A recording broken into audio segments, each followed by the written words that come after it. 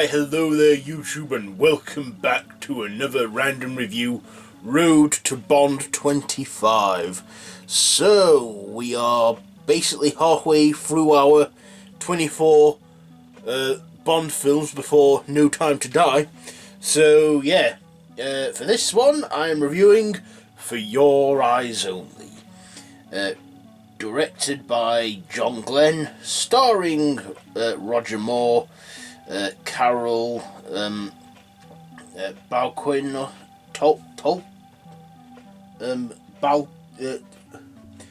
Bouquest, Topol, Lynn Holly Johnson, and Julian Glover, with who's M in this? Is it still Bernard Lee, or is... No, M's not in this, but it still has Lois Maxwell as Moneypenny and Desmond Llewelyn as Q. So, in this one, Bond is on another mission again. We have a good opening act in this. In fact, this one I think has one of my favourite opening acts of any Bond film, where Blofeld strikes again, and this time rigs Bond's helicopter before Bond, manages to gain control of the helicopter and then dangles Blofeld over a chimney pot.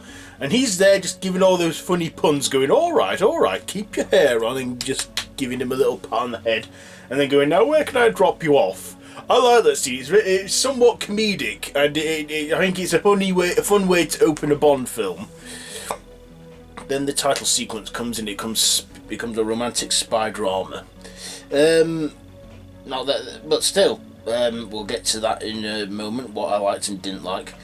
So Bond again is on another mission. This time, a secretive one, because he gets a file that says, For Your Eyes Only.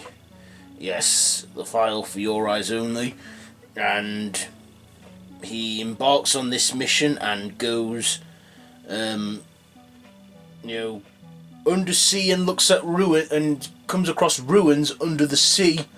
And also along the way stops our villain, who is who's a villain in this one? Oh, that's it. Astrolic Chris Tato or something. It's been a little while since I've seen this one, so still I remember it quite well. And we get our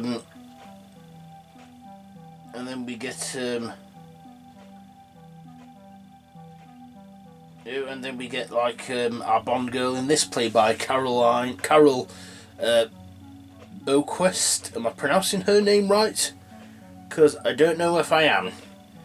French actress, of course. Of course, there was a big age gap between her and Rodger Moore. I mean, Rodger Moore had to be probably, I don't know, 30 years older. Is he 30 years old? No, 30 years older. 27, 37, 47. 37, 47. So, yeah, 30 years older. So there was a big 30-year age gap with our main star and Bond girl. But, it was the 80s, a different time. Start of the 80s. Well, 1981, so it's not that early. Well, it's early 80s still. She plays the Bond girl, Melina Havelock. Yeah, that's it, Melina Havelock, of course, in this, and she, she's the Bond girl, and, they embark on this mission together, and, which involves a lot of underwater stuff, and, Bond gets some allies along the way and fights the bad guys and stuff, saves the day, wins the woman, and we get Bond gets a little phone call from the Prime Minister, who is Margaret Thatcher. Was Margaret Thatcher Prime Minister in 1981? I don't know, because I wasn't even born then. but he receives a phone call from Margaret Thatcher. Let's see who plays her. I don't. Yeah, it's not her for sure. She's played by Janet Brown in this. I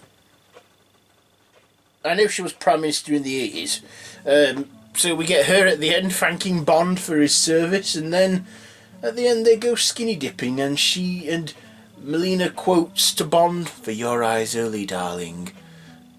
And then the film ends where they're swimming under the water. Which kind of looks kind of pretty.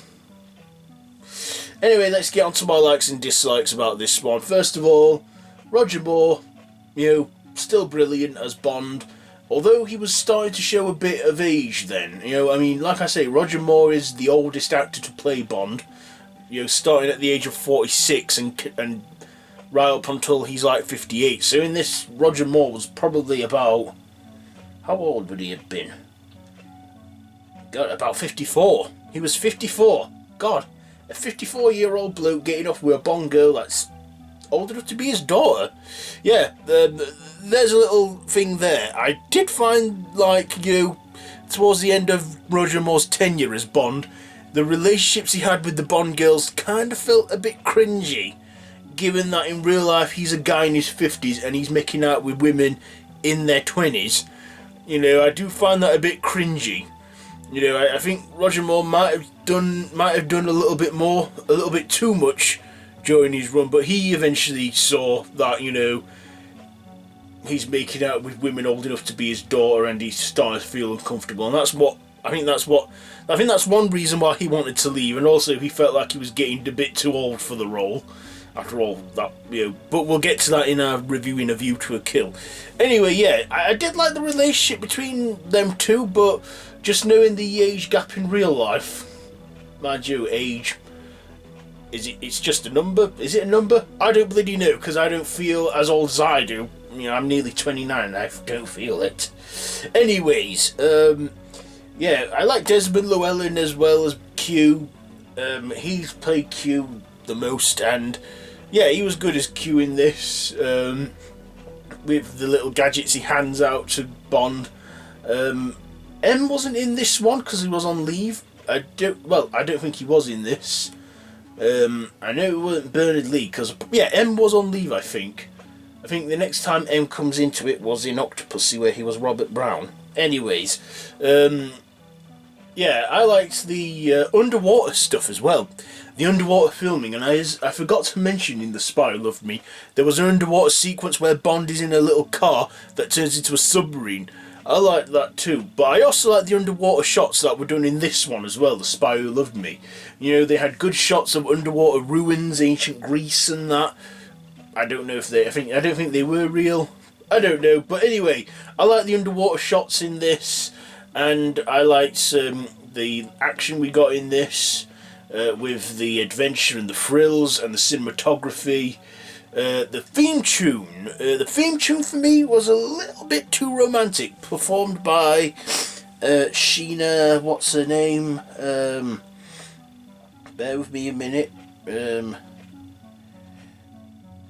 What's her name who sang the Bond theme?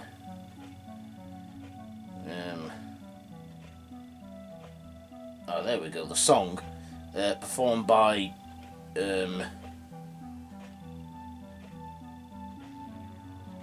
that's it, the song performed by Sheena Easton. I think there was another song considered for the theme for this from Blondie, but I think they went for more of the romantic feel approach in this, and I'm not really one for romantic stuff, but yeah, the theme I thought was a bit romanticised and slow, but at the end of the day, I watched it for the adventure and the action and the spy thrills from 007. Rodger Moore still put up a good performance as Bond. I'll be honest and say this isn't my favourite Rodger Moore Bond. I do have a few Rodger Moore Bond films which aren't my thing, but this is an okay one from Moore. The the plot's okay. The cinematography and the locations they went on in this were good. Yeah, so anyway, dislikes. Well, I'll give you one dislike about the age gap between our lead actor and lead female actor, well, the Bond girl. Yeah, I thought the opening scene was good. You know, quite funny and comedic with the puns that Bond gave to Blofeld. But the story, I don't remember much of the story, but I remember a good deal of the film. So I'm going to give this one I'm giving For Your Eyes Only a. You know what? I'll give it a 3. I think a 3 is good because it's not a bad one by far. It's not a terrible one at all. It's just not my sort of one, but well, still, it's okay. I like this one, but I didn't love it. But you know, like I say, not every single Bond film is brilliant, but yeah, this one, okay, it was watchable. So yeah, that's it for this random review, Road to Bond 25.